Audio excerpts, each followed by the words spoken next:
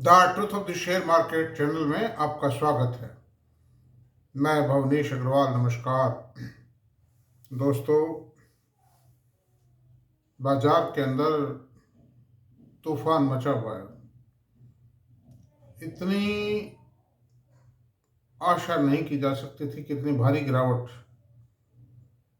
जो निफ्टी के index shares हैं या निफ्टी के इंडेक्सेस हैं, महत्वपूर्ण जो डिफेंसिव्स हैं, फार्मा, एफएमसीजी, आईटी, ऑटोमोबाइल, ये कुल मिलाकर के डिफेंसिव्स माने जाते हैं और इनमें इतनी भारी गिरावट की संभावना कम रहती है। डिफेंसिव हैं, इसी इनका नाम इसीलिए पड़ा है कि डिफेंसिव हैं।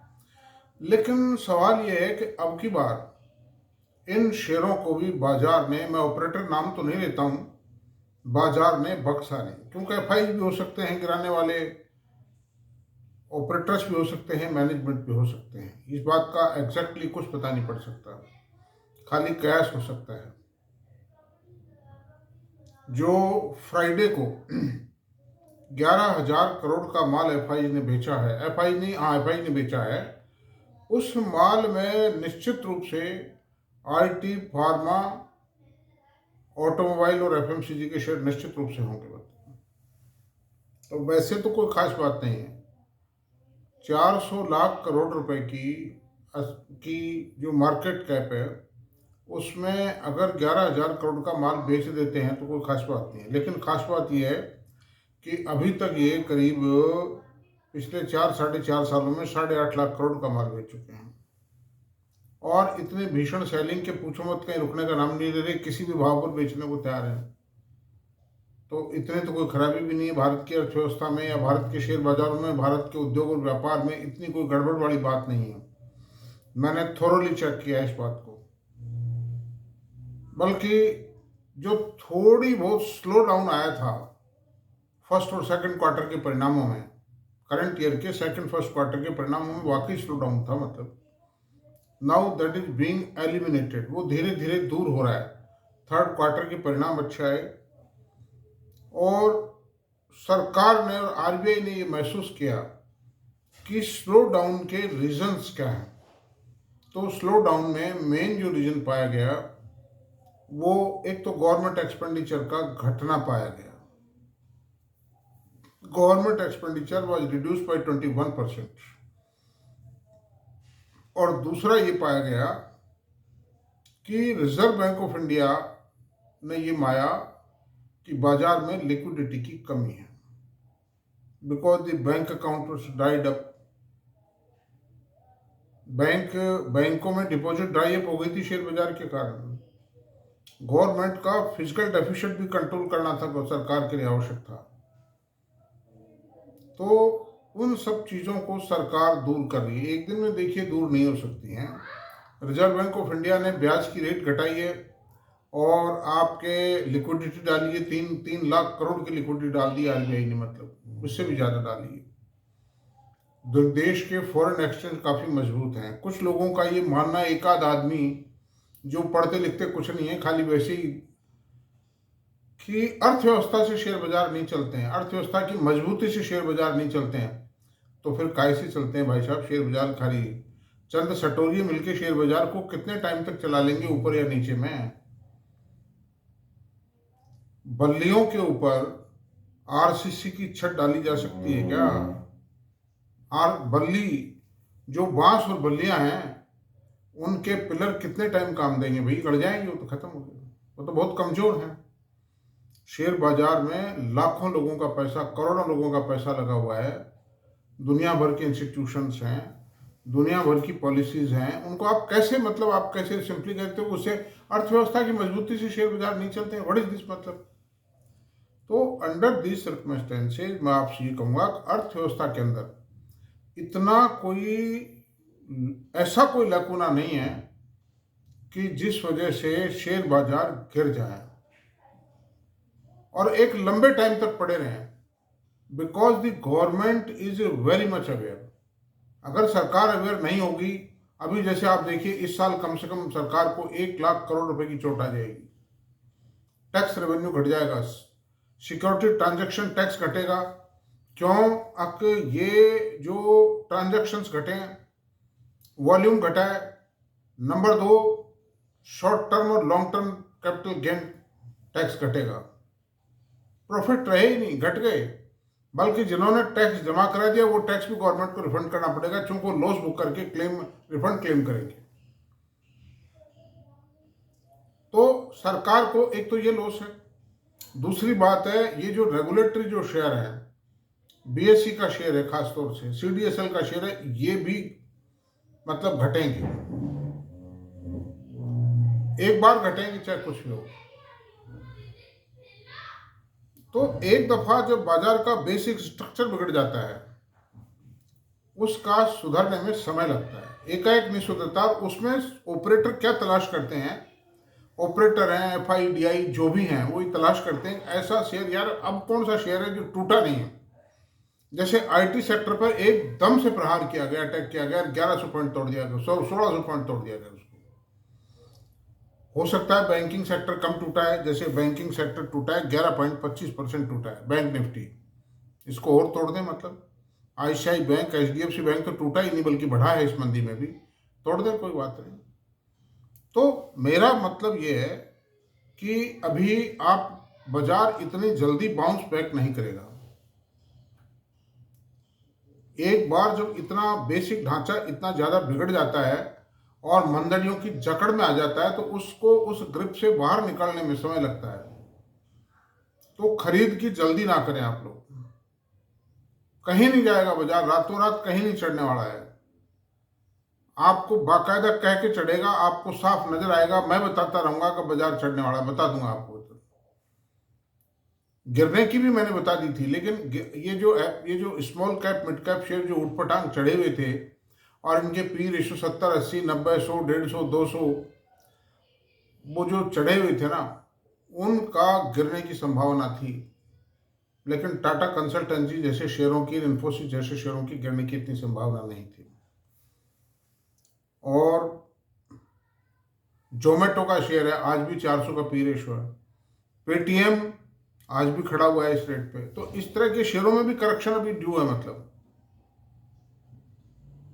जब तक बाजार का एक एक शेयर अपने रियलिस्टिक जो वैल्यूएशन है उससे नीचे जब तक नहीं चला जाएगा, जब तक शेयर बाजार में रिवाइवल बहुत मुश्किल है। अब साफ नजर आ रहा है, बाकायदा जो सिंडिकेशन है, बियर सिंडिकेशन है, वो ढूंढ ढूंढ करके मारेगा। जिस प्रकार से आतंकवादियों को जो सेनाएं हैं और जो सिक्योरिटी फोर्सेज हैं चुन चुन कर मारती हैं, उसी इन दी सेम वे मार्केट के अंदर तेजी में भी यही होता है। कौन सा शेयर नहीं चढ़ा, इसको खींचो, कौन सा शेयर सस्ता है, इसको खींचो। Valuation attack, search and attack and kill. जिसका भी वैल्यूएशन ठीक नजर आएगा, वैल्यू महंगा थोड़ा सा कि कम गिरा है, उस प्रकार अटैक गिरा देंगे उसको। तो मेरा मतलब ये है कि फिलहाल थोड़ी टाइम सेलिंग बंद रखें, लेकिन ये जरूर है कि आप एसआईपी जो म्यूचुअल फंड वगैरह में जा रही है उसको चालू रहें। और अभी जो रिसेंट इवेंट होने वाले हैं, निफ्टी नेक्स्ट 50 26.77% गिर गया दोस्तों, जिसमें सबसे ज्यादा bluest of the blue chips है। मतलब अच्छे मतलब डिफेंस के, फार्मा के, और आपके डिफेंस है, फार्मा है, फूड है, एफएमसीजी है, जबरदस्त गिरा है। वरुण बराबर जैसे शेयर को खाली इसलिए ज्यादा गिरा दिया गया, एक जस्टिफिकेशन मानते हैं, प्रिजम्पशन है लोगों का कि वरुण ब्रेवरीज इसलिए गिर जाएगा या इसलिए गिराना है इसको कि रिलायंस ने कैंपा कोला की आसाम में एक फैक्ट्री का प्रोडक्शन शुरू कर दिया। अरे भाई, आज इसको साल भर तो इसको टेक ओवर किए हो गए, कम 1 साल से भी ज्यादा, 1.5 साल हो चुका है। कैंपा कोला को टेक ओवर किए 1.5 साल हो चुका है। आज तक तो ये क्या कर पाए। और कोई भी चीज आती है, कोई नया ब्रांड आता है, पतंजलि जब आया था ये कहते थे कोलगेट बंद हो जाएगा, हिंदुस्तान लीवर बंद हो जाएगा, आधा रह जाएगा मतलब। और बाबा रामदेव भी खुद कहा करते थे कोलगेट के गेट बंद होंगे अब। लेकिन क्या हुआ, कुछ भी नहीं हुआ। कोलगेट के शेयर उस समय 700-800 रुपये था, जो आज 3000 रुपये के आसपास है इस मंदी में भी। बंद कुछ भी नहीं होता है। अगर कॉम्पिटेंट मैनेजमेंट है, प्रोडक्ट में दम है, टेक्नोलॉजी में दम है, तो बंद कुछ भी नहीं होता है। मैनेजमेंट की कॉम्पिटिशन को कौन चैलेंज कर सकता है? वो रास्ते निकाल लेते हैं। जो आदमी लाखों करोड़ का मार्केट कैप पे बैठा हुआ है, जिसने जनरेट किया है, वो कोई मामूली आदमी नहीं है। आज एशियन पेंट ही है, इतना भारी चैलेंज जिसके सामने आया है जेएसडब्ल्यू और ब्रासिम का, कितना गिरा पाया आप बताइए। मंदी के अंदर आज भी 2200 रुपये खड़ा है। Nobody is the seller in Asian paint.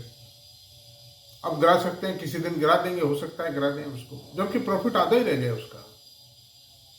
तो गिरता गिराता कुछ भी नहीं है, लेकिन अच्छी चीज़ें कभी नहीं गिरती हैं। बाई चांस गिर भी जाती हैं तो फिर उठ जाती हैं। मैं एशियन पेंट को रिकमेंड नहीं कर रहा हूँ, किसी भी शेयर को रिकमेंड नहीं कर रहा हूँ।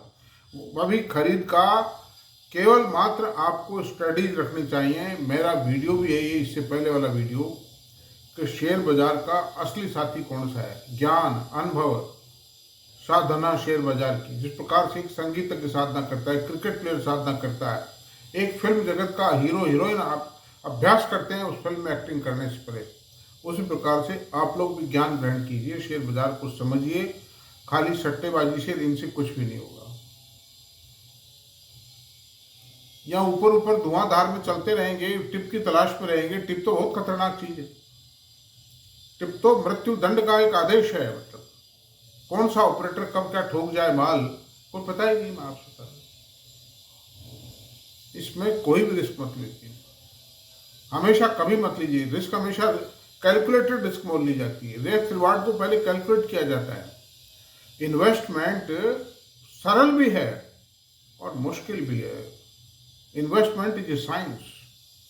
आप आरएसआई देखिए, उसके फंडामेंटल्स को देखिए, रिजल्ट्स को चेक कीजिए, बैलेंस उसकी एनुअल रिपोर्ट को पढ़िए, मैनेजमेंट के जो टाइम टाइम पर स्टेटमेंट आए गूगल पे निकाल के उनको पढ़िए, एक्सपर्ट्स की राय क्या है इस बारे में उसको समझिए, म्यूचुअल फंडों की होल्डिंग है या नहीं उस शेयर में ये देखिए आप, और कितनी है, किस किस में। कई बातों को देखना पड़ता है। तो दोस्तों मैं इतना ही कहूँगा कि खरीदारी थोड़ा सा पोस्टपोन रखें। और अभी इंडिया की सीपीआई की 12 तारीख को सीपीआई डाटा जाएंगे। 12 तारीख को फेड की मीटिंग, फेड रिजर्व अमेरिका की मीटिंग 18 से 19 मार्च को। उसमें ब्याज घटेगा नहीं तो बढ़ेगा भी नहीं। ये मान के चलिए आपकी ब्याज बढ़ेगा नहीं, मतलब बढ़ने का तो कोई सवाल ही पैदा नहीं होता, और घटेगा भी नहीं, न्यूट्रल पोजीशन है।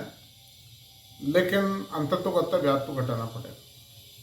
अमेरिका की इकोनॉमी को अगर संभालना है, और ये जो कुछ किया है, ये अमेरिका में जो ट्रम्प साहब जो कुछ कर रहे हैं, उससे किसी भी देश की अर्थव्यवस्था पर कोई बहुत बड़ा प्रभाव पड़ने वाला नहीं। मैं आपसे बताऊँ, इंडिया का टोटल जो एक्सपोर्ट है अमेरिका को, वो 8.25 लाख करोड़ रुपए है।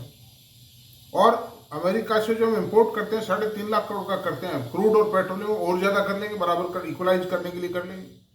भारत सरकार वर्कआउट कर रहे हैं, काम चल रहा है, इस पर सारे कैलकुलेशंस वर्कआउट किए जा रहे हैं। तो इससे कोई ऐसा कोई इतना कोई नहीं है, उसको जोड़ दिया है खाली, मैं समझता हूँ रीजन को। क्यों और देशों के शेयर क्यों नहीं गिरे?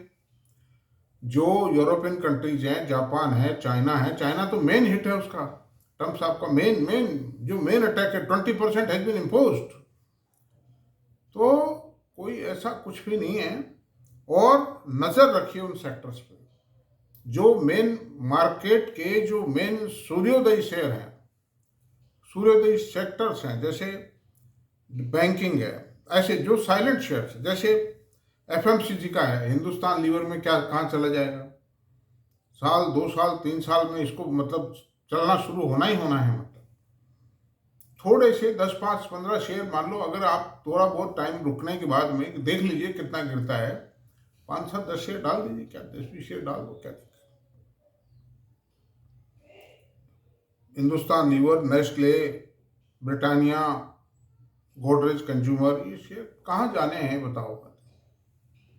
बैंकिंग में अच्छे अच्छे शेयरों पर नज़र रखिए, डिफेंस के अच्छे शेयरों पर नज़र रखिए, आईटी पे नज़र रखिए, ग्रीन एनर्जी पे नज़र रखिए, इन सब पे नज़र रखिए। और स्मॉल कैप और मिड कैप में जो भी आप इन्वेस्टमेंट करें, फिलहाल एक तो लमसम मत दीजिए, मतलब पैसा फिलहाल रुक जाइए, 5-10 दिन बाजार को देख लीजिए कहाँ तक टूटता है। फिर कोई इक्का दुक्का शेयर तोड़ेंगे, देखी जाएगी, उससे इतना बड़ा नुकसान नहीं होगा। लेकिन ये जो इंडेक्सेस को तोड़ रहे हैं, पूरे के पूरे सेक्टर पे प्रहार कर रहे हैं, वो ज़्यादा टाइम चलने वाला नहीं है, वो टूटेगा, वो क्रम रुकेगा, रुकना पड़ेगा, बाजार को बाउंस बैक करना पड़ेगा। सरकार भी अंदर से चिंतित है।